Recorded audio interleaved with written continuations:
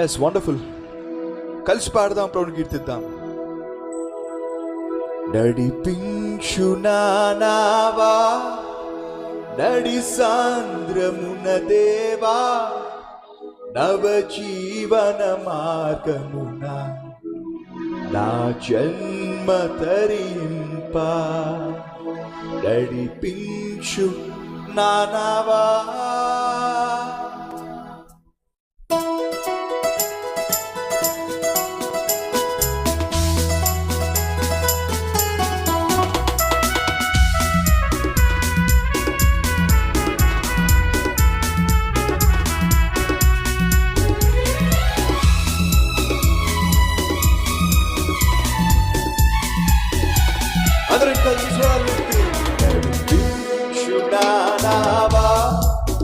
నడి సాంద్రమున దేవా, నవ జీవన మార్గమున నా జన్మ తరింప.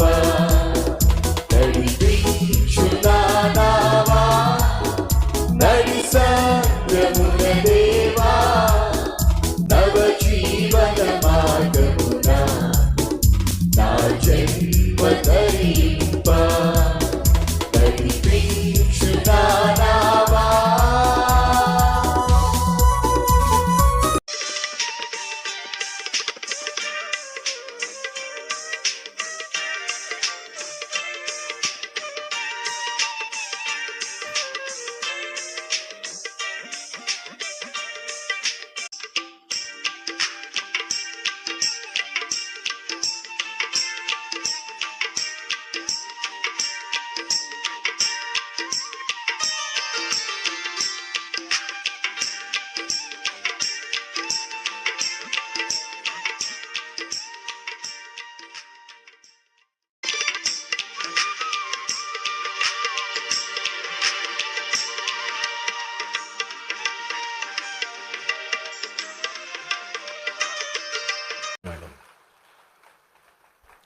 ప్రియ సహోదరి సహోదరులు, మీరు ఎవరైతే బాగుపడాలి, ఎవరైతే రక్షించబడాలి అని ఆశిస్తున్నారో, మీరు ఆశిస్తే కుదరదు.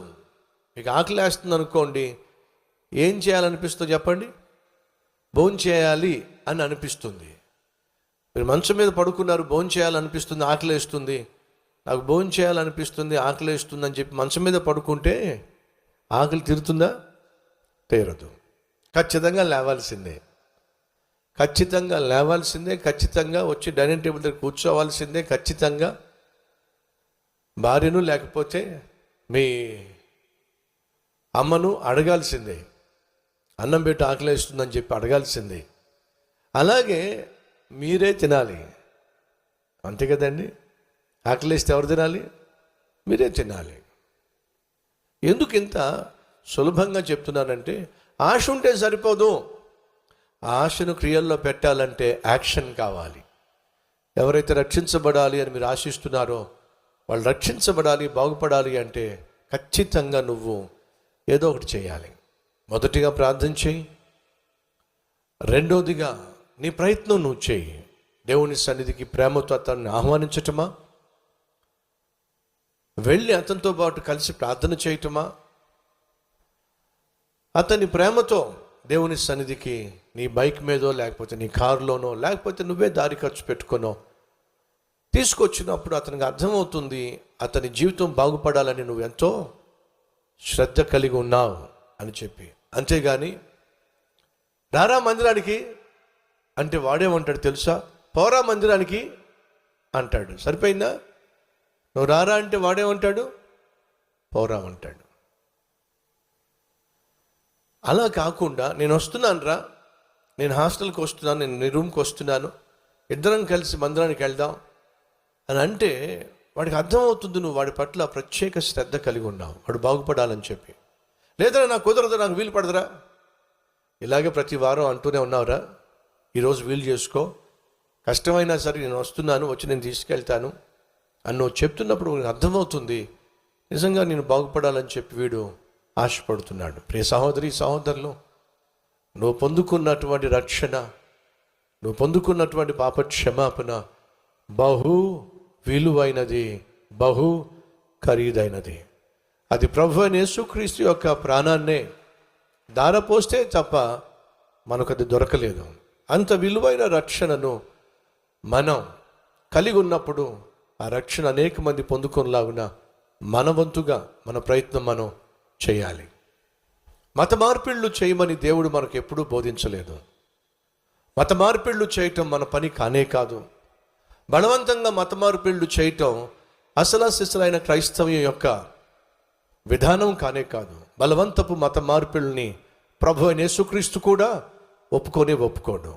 ఆ ప్రభు సెలవిచ్చింది ఏమిటయా అంటే, మనిషిని బాగు చేయగలిగిన దేవుడున్నాడు, ఆ దేవుడే ప్రభు అయిన యేసుక్రీస్తు. ఈ సత్యాన్ని, ఈ వాస్తవాన్ని లోకానికి తెలియచేయమని దేవుడు మనకు బాధ్యతనిచ్చాడు. మనం చేయగలిగిందల్లా ఒకటే, మన జీవితంలో దేవుడు తీసుకొచ్చినటువంటి మార్పును క్రియల ద్వారా చూపిస్తూ, సమాజానికి మనం చేయగలిగిన సహాయం మనం చేస్తూ, మన చుట్టూ ఉన్న వారికి ఆదర్శంగా జీవిస్తూ, ఈ విలువైన జీవితానికి కారణము మనిషిని సృష్టించిన దేవుడు అనే వాస్తవమును మన చుట్టూ ఉన్నవాళ్ళు గ్రహించులాగున జీవించాలని దేవుడు కోరుతున్నాడు. ప్రియ సహోదరి సహోదరులు, మీరు ఎక్కడున్నప్పటికీ కూడా దీపస్తంభాల్లా ఉండాలి. అనేక మందికి మార్గము చూపించగలగాలి.